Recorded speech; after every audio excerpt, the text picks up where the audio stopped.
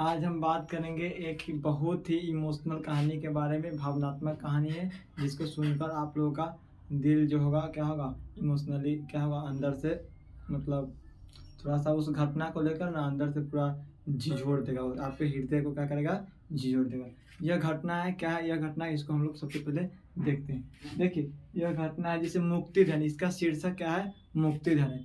मुंशी प्रेमचंद्र के जी के द्वारा क्या है, रचित है मुक्तिधन कहानी। देखिए इनके मुख्य पात्र रहमान है, रहमान की माँ है, ठीक है। और उसके बाद लाला जो दाऊ दयाल जो महाजन है, वह लाला दाऊ दयाल जो महाजन जो हिंदू है, और रहमान क्या है, मुस्लिम है, ठीक है। एक दिन के बात है, जैसे पहले के ज़माने में जिस किसान के पास, जिस लोगों के पास खेत या ज़मीन नहीं हुआ करता था, वो आहार बाहर तो कमाने जा नहीं सकते थे। कहाँ नहीं जा सकते थे, उसके कमाने का उतना सुविधा नहीं था। लेकिन जब क्या हुआ, उस समय क्या होता था, लोग सब खेती पर आश्रित रहते थे। किस पर आश्रित रहते थे, खेती पर। तो खेती करने के लिए रहमान के पास ज़मीन नहीं था, तो उनको ज़मीन जो होता है किसान से क्या करना पड़ता था, किसान से लगान पर ज़मीन को लेना पड़ता था। जैसे आजकल कोई खेत लेता है तो उसको क्या होगा, सालाना पे करता है, रुपया पे करता है, फिर उसके बाद अपने खेत में जो मन है वो खेती करे, क्या करे, जो मन है वो खेती करे। तो उस समय भी क्या होता था, रहमान के जो था जमींदार, जिसे जो खेती करने के लिए जो ज़मीन लेते थे, उस ज़मीन पर रहमान खेती करता था, और उसके मतलब जो उपजा उसे उनको लगान क्या होता था, लगान चुकाना पड़ता था। और लगान चुकाने के जब टाइम आता था तो उनको तगादा होता था और लगान चुकाना पड़ता। अगर अच्छी खेती नहीं हुई, फसल अच्छी नहीं हुई, तो फिर क्या होता था, लगान के लिए थोड़ा सा मतलब फिर दिक्कत होता था लगान चुकाने के लिए। उसके लिए फिर क्या होता था, कर्ज लेना पड़ता था। कर्ज लेना पड़ता किससे, महाजन से, ठीक है। तो खेती करने के लिए भी कर्ज लीजिए, और फिर खेती अगर अच्छा नहीं हुआ तो फिर महाजन से पैसा लीजिए, किसको, जमींदार को पे करने के लिए। अगर आप नहीं करिएगा तो आपको दंड जुर्माना हो सकता है, ठीक है। तो वही उसको हम लोग क्या कहते हैं, समझते हैं कैसे हुआ। जैसे क्या हुआ, लाला दाऊ दयाल से क्या गया, महाजन के पास गया, किसके लिए, पैसा लेने के लिए, कि मतलब खेती करने के लिए हो तब, या उनको जमींदार को चुकाना पड़े उसके लिए क्या क्या, लाला दाऊ दयाल के पास। तो लाला दाऊ दयाल का उनको पैसा दिए, और उसके पास एक क्या था, गाय था, क्या होता, गाय था। तो गाय गाय तो होता था ना, गाय उनको अब ऐसा मुसीबत आ गया रहमान के पास, तो कर्जा में क्या है, कर्जा में डूब गया। क्या हुआ, कर्जा में डूब गया। कर्जा में डूबने के बाद वह क्या करता है, फिर उसके क्या करता है, कर्जा में डूबने के बाद जो होता है ना, कर्ज चुकाने के लिए क्या करता है, लाला दाऊ दयाल जो महाजन है, इससे क्या करता है, इसको कर्जा चुकाने के लिए इससे पैसा पहले से ले चुका है, फिर इसका कर्ज का पे नहीं हो पाएगा, तो वो क्या करता है, अपना जो गाय रहता है ना, इसका रहमान की गाय, इसको क्या करता है, वह बेच देता है। कितना में बेच देता है, बेच देता है। देखिए इसका जो कसाई जो होता है ना, कसाई दाम लगाता है, कितना कसाई दाम लगाता है, वह 40 रुपया, क्या होता है, 40 रुपया। और फिर वह बेचता है कितना में, वो बेचता है, दिक्कत है कि कसाई अगर ले जाएगा तो कसाई हो सकता है, तो कसाई इसको क्या क्या करे पता नहीं, इस गाय के साथ क्या करेगा, क्या दुर्व्यवहार करेगा, कसाई करेगा। लेकिन जो क्या होते थे, जो होते थे, जो जो महाजन है, यह गाय को क्या करते थे, पालते थे। तो इसको जो कसाई को 40 रुपये में ना बेचकर यह 35 रुपये में क्या करते हैं, गाय को बेचते हैं। क्या करते हैं, 35 रुपया में गाय को बेचते हैं, ठीक है। तो लाला को पता चलता है इस बात को, तो लाला क्या समझते हैं, 45 रुपया के लोभ न करके यह अपने गाय को हमको दिया, क्या किया, हमको दिया। तो उस बाला के जो चरित्र होता है उसके बारे में लाला को क्या हुआ, पता चल गया। क्या है, तो बहुत अच्छा चरित्र है, ईमानदार ऑनेस्ट बालक है, ठीक है। हम लोग जानते हैं कि ईमानदारी सबसे अच्छी नीति है। Honesty is the best policy, क्या है, honesty is the best policy, ठीक है। तो इसके बाद हम लोग क्या करेंगे, देखिए फिर हम देखते हैं रहमान। गर्मी बहुत है।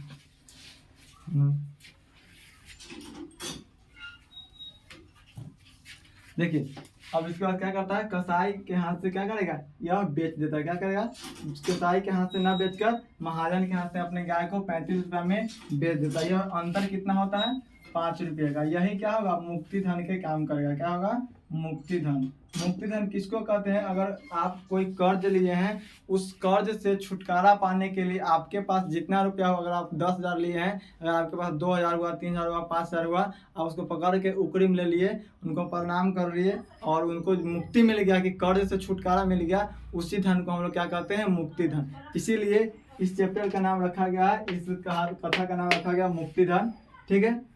तो वह क्या होता है, गाय को क्या कहता है, गाय को बेच देता है। और उसका जो खेती किया रहता है ना, तो खेती किया रहता है तो वो उसमें ईख का क्या होता है, ईख का खेती रहता है। गन्ना जिसको हम लोग कहते हैं अपने देहाती भाषा में गन्ना का खेती होता है। तो गन्ना ऊख भी कहते हैं, हम लोग लोकल भाषा में ऊख कहते हैं। तो जो गन्ना का खेती होता है ना, तो वो माघ महीना, माघ उसका जो टाइम रहता है, बहुत ठंडी लगता रहता है, बहुत ठंडी उस माघ में। अगर आप लोग शायद अगर लोकल एरिया से होंगे, गांव देहात से होंगे, तो माघ पूस अगर आप सरेह में जाते होंगे या गन्ना की कटाई उटाई करने के लिए, बढ़ाई करने के लिए, तो आप जानते होंगे कितना ठंड रहता है। तो वह अपने ऊँट को क्या करता है, रखवाली करता रहता है। क्या करता है, रखवाली करता रहता है, ठीक है। तो रखवाली करते करते ना उसको बहुत ठंड लगता है। पहले क्या था, उतना कपड़ा का सुविधा भी नहीं था, जो मिला वो एक धोती उती उसी को लपेट सपेट के वो रहता, तो उसको ठंड बहुत लगता है। तो वह क्या करता है, आग जलाता है। क्या करता है, आग जलाता है। इसको ध्यान से रखें, अगर आप एक बार अच्छा से सुन लीजिएगा तो आपको पता चल जाएगा इस कहानी का मेन अर्थ क्या है, इस कहानी का मेन अर्थ क्या है। तो आग जलाता है, तो उस आग में से एक चिंगारी जो होता है, आग में से एक चिंगारी क्या होता है, अगर इधर ऊँख लगा हुआ है, क्या है, इधर ऊँख का फसल है ना, इधर फसल है, इधर अगर ऊँख का फसल सब है, तो इधरे अगर क्या होगा, इधरे बाई चांस यहाँ आग के लपट जो होता है ना, यहाँ पे मान लीजिए आग जल रहा है, क्या होगा, आग जल रहा है यहाँ से, तो इसमें से एक चिंगारी उड़ के चला जाता है गन्ना के खेत की तरफ। इधर जो गन्ना लगा रहता है, क्या होता है, गन्ना लगा हुआ है, इसी में चला जाता है। ये क्या होगा, अब देखिए गन्ना का जो पतहर होता है ना, जो सूखा हुआ जो पत्ता होता है गन्ना का, वह जलने में बहुत तीव्र होता है। क्या होता है, इतना तेजी से जलेगा ना, मत पूछिए, करंट जैसे जलता है।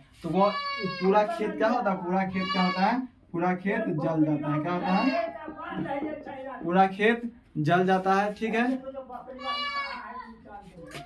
जो गन्ना के खेत रहता है वह पूरा जल जाता है। और गन्ना के खेत जलने के बाद जो उसका क्या होता है, उसका पूरा तो स्थिति दयनीय हो जाता है। और जब महाजन को पता चलता है कि उसका क्या हुआ, खेत जल चुका है, तो उसका अब वो कर्जा कहाँ से चुकाएगा, तो उसका लाला दाऊदाल का आदमी आता है और रहमान को पकड़ के ले जाता है। क्या होता है, रहमान को पकड़ के ले आता है, कहाँ पर, रहमान को पकड़ के ले आता है लाला के पास। किसके पास, लाला दाऊदयाल के घर, क्या घर, उसके आदमी से पकड़ के ले आता है। फिर कहता है से तुम अब अपना क्या करो, तुम अपना जब तुम्हारा खेत जल गया तो फिर तुम कैसे कर चुकाओगे, तो उसके लिए हो सकता तो उसको नौकरी रहना पड़ता है, उसको सधाने के लिए 2 साल 3 साल, उसके जैसे बंधुआ मजदूर की तरह ना होता है। तो इसलिए पैसा सधाने के लिए भी उस समय पहले के ज़माने में भी हमारे गांव में भी सुनने को मिलता है कि पहले क्या होते थे, कुछ लोग सब होते थे, वो मेरे पूर्वज या अपने बाबा दादाजी के टाइम में जो होते थे वो क्या करते थे, उनका नौकरी करते थे। अभी भी 1-2 देखने को मिलता है गांव के जमींदार मालिक के पास, 1-2 जो होते हैं, जो गरीब होते हैं,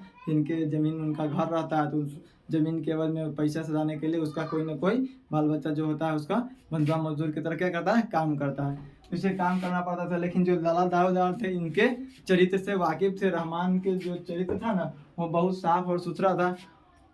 उसने मतलब कुछ कहने के बाद, थोड़ा सा डांट डपेट करने के बाद फिर क्या कहा से, रहमान बोलता है, अच्छा लाला जी क्या करें, अभी मेरा इस बार क्या हुआ, फसल बर्बाद हो गया, अगर फिर से होगा तो फिर आपका क्या करूँगा, कर्ज को हम उचित सूद के साथ क्या करूँगा, भुगतान कर दूंगा, ठीक है, भुगतान कर दूंगा। भुगतान करने के लिए क्या था, उनके मन में था क्या, कि हम कर्जा अभी भी सधा देते, अगर मेरे पास पैसा होता तो हम कर्जा जरूर सधा देते। तो इस बात को सुनकर क्या हुआ, लाला को मतलब उस पर थोड़ा सा दया आ गया। वह पहले से जानता था जो ये 5 रुपया जो है ना मुक्ति धन, 40 रुपया कसाई के हाथ में भेजता, लेकिन लाला को जो देता है 35 रुपये में, तो 35 40 माइनस 35 जो 5 रुपये का अंतर है, यही को हुआ मुक्ति धन। क्या हुआ, मुक्ति धन।